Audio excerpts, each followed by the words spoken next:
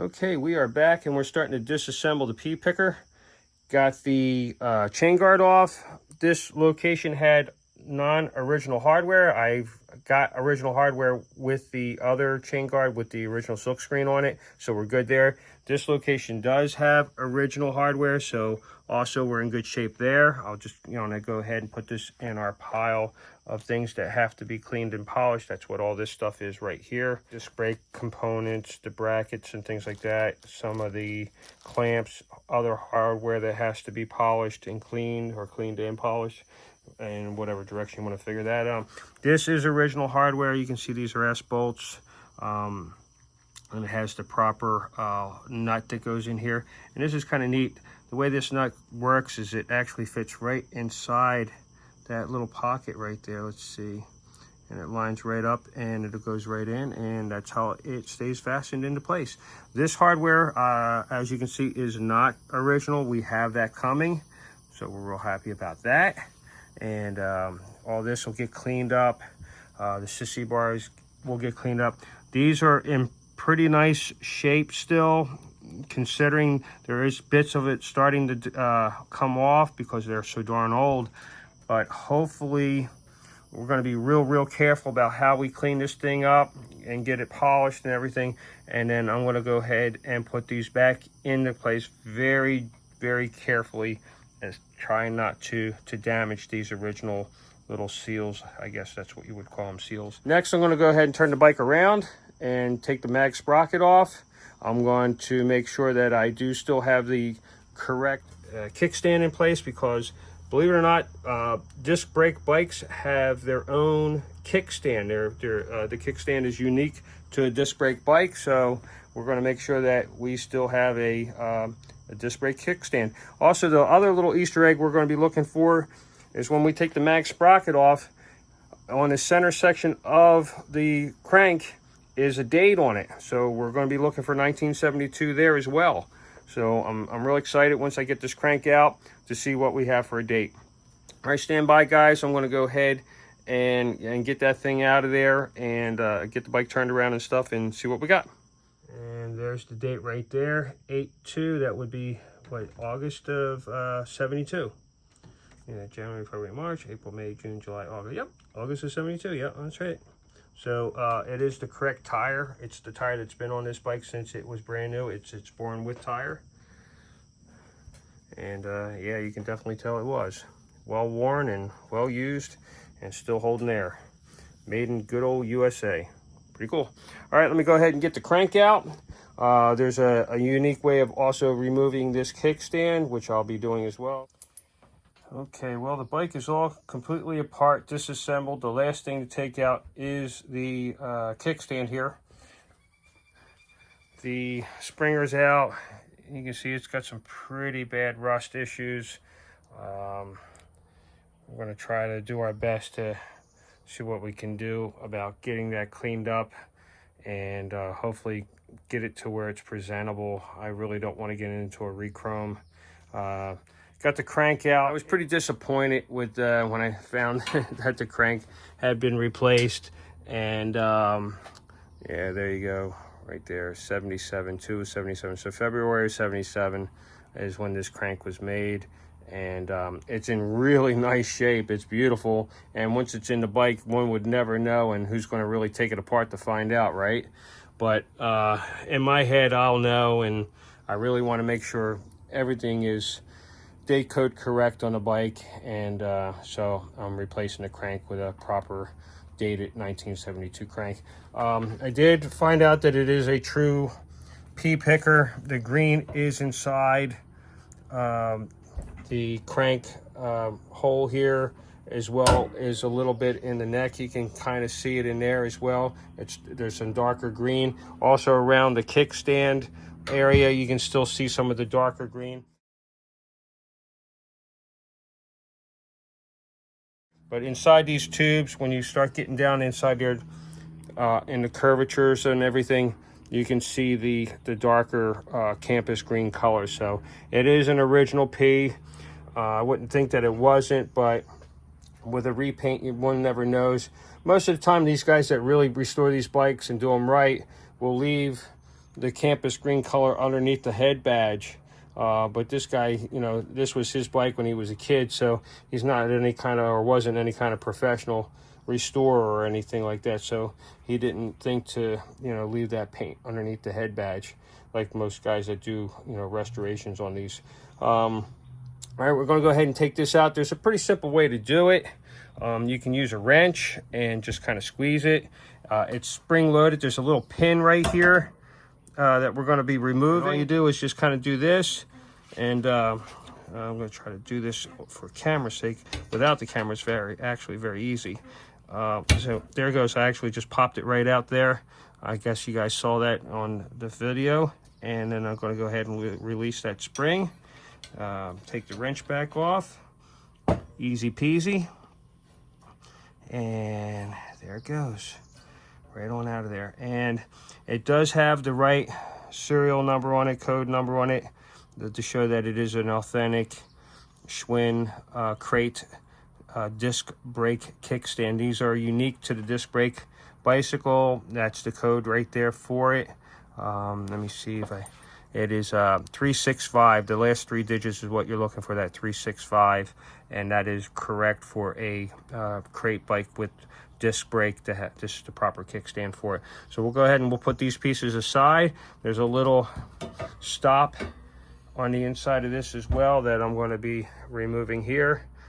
And I just want to check on how it went in, so I make sure I have it clocked right when I put it back into place after I take it out. And that's the last thing I got to do. All right, let me go ahead and do that, and get back with you guys on the next round of stuff to do. All right, well, we're back in the shop. I have the front fender to the Pea Picker here, and it's kind of dinged and banged up a bit, and the underside is pretty rough looking. This is my bucket of evaporust.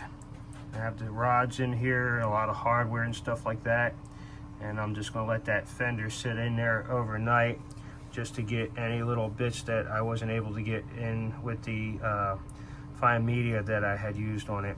And then once that's done, I will put the RPM wax on it, and we should have no more issues with rust. Yeah. These are the remaining parts in the evaporust. My evaporust has been used quite a bit, so it's time to get a fresh batch. But meanwhile, these have been in for several days, and I keep flipping them back and forth and stuff. And I'm filling inside the cavity here with a fluid film after I get done cleaning them. And next, it's going to get a really good polish, but it's got some significant, you know, pitting and stuff like that. But luckily, this is pointed towards the inside of the springer, so maybe after a really good polish and all set up onto the bike, it may not look too bad. I really don't want to get into a rechrome, but anyway, I'm going to go ahead and get the rest of these out and get them cleaned up and do a preliminary polish before we do, like, you know, some serious polishing on it. And stand by. All right, we got Brillo here. This is what we're going to use for the next truss, and then I'm going to use some polish to polish it up after that before I take it over to Kevin and let him do his magic, which is, you know, he's a professional polisher. So let's see how it goes. All right, both trusses are ready for next level polishing. The cavities here are filled with fluid film, so we got all that taken care of. And I'm really hoping that Kevin can make chicken salad out of chicken poo-poo here with these things, and make them really nice. But I think, I mean, if you look at that like that, I mean, that's really not too bad. That's definitely livable for a rider. These are the main forks here. I'm going to do them next, and let's see. Watch the evaporust run out of it. Out of the end of the fork tube there. And once I wash it all out real good and get it dried, then I'll put the fluid film in it. These are marked with a L and an R, so you can't mess them up as to which side is left and which side is right. Brillo pad out here, and get to that next. All right, everything's cleaned up now, and fluid film is inside the cavities here. You can see there's our right side our left side, our headstock, our 2 struts, and the outside where you would actually see on the bike once it's set up, like that. And then the strut would go across. And I think I might get away with it. I mean, it really looks good, and at a few feet away, this thing should really shine. I mean, once Kevin gets done, they're gonna look good. I'm gonna go ahead and do a mock-up assembly on this, and just to see how everything, plus send it to Kevin all actually assembled, so you see how it goes together, and where's the essential places to really concentrate on polishing and stuff like that. So evaporust, some fluid film, and a Brillo pad, and these things were really a mess. I was really stressing over how bad it was, and I'm really happy how things are coming together. I'll finish this video with an assembly up, a mock assembly up of this Springer front end, so you can see how everything looks. And yeah, stay tuned. All right, everybody, we're back, and Kevin is finished with the Springer, and I can't thank him enough. I mean, this thing really came out amazing. It really needed to be re-chromed. It really could use a re-chroming, but if I re-chrome this front end, I have to re-chrome everything on the bike, because it won't match. It's like it just wouldn't work. But anyway, this thing looks fantastic. Some of the things that were used, like this is a preservation wax, and that's on the underside of this thing here, on the underside of the fender where it's raw, and so it won't rust again. On the insides of all these parts here, and the nuts and bolts and things like that, and the threads inside the little pocket inside the head here, the yoke, that's all been done with preservation wax. This is to keep it so it doesn't get, start to rust up or get yucky over, time. I did a final wax with the Zemel. It's a good wax. It works out pretty nicely. It's clean. Mother's is great too, but it's just something I had and I used it. Used white diamond on this. Used Mother's, and of course did some wet sanding on it with all the way up to like 5,000 grit, and to get a lot of the peppering and patina out of this thing, and it looks really good, guys.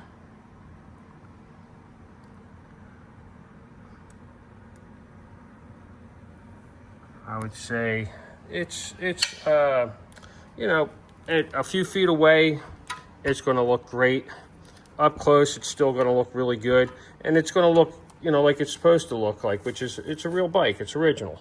Got the original brake stop back in here.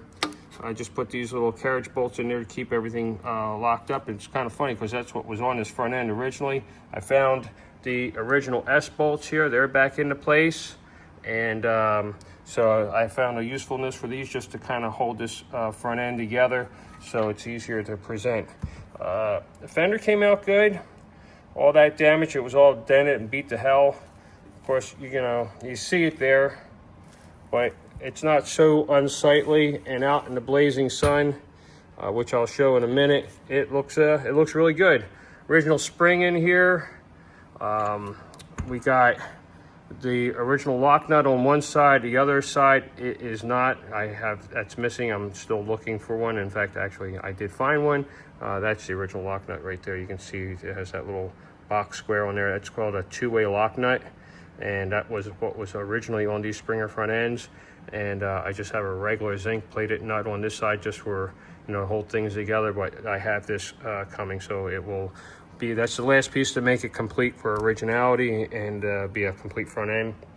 We have the clip in place for the front brake cable for the Atom drum. Atom drum right now is getting cleaned up and polished. I got the wheel all apart. Going to relace it after everything's been cleaned. Brakes look fantastic on that, by the way. Really looks good. All right, let's take it out into the sun. All right, here we are, and you can see how that it just shines.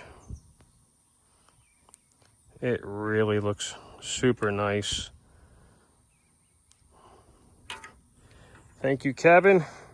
He's a fantastic polisher. He brought this thing back from the dead. He's got a knack for it. And he's a good friend, and he said, yeah, I'll handle that. Let me have it. And I said, okie dokie. And he handled it all right. Beautiful. Saved this front end. Looks fantastic.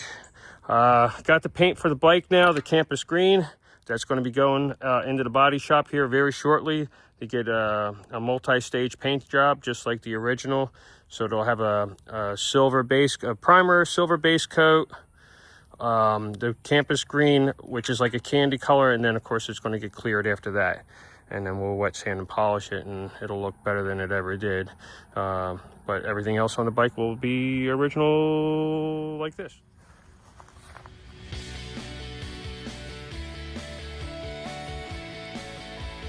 That's going to look fantastic on the bike. I just love it. All right, guys, thanks for watching. Please stay tuned, subscribe, hit the like button, all that good stuff. Leave comments. On to the next phase of this build.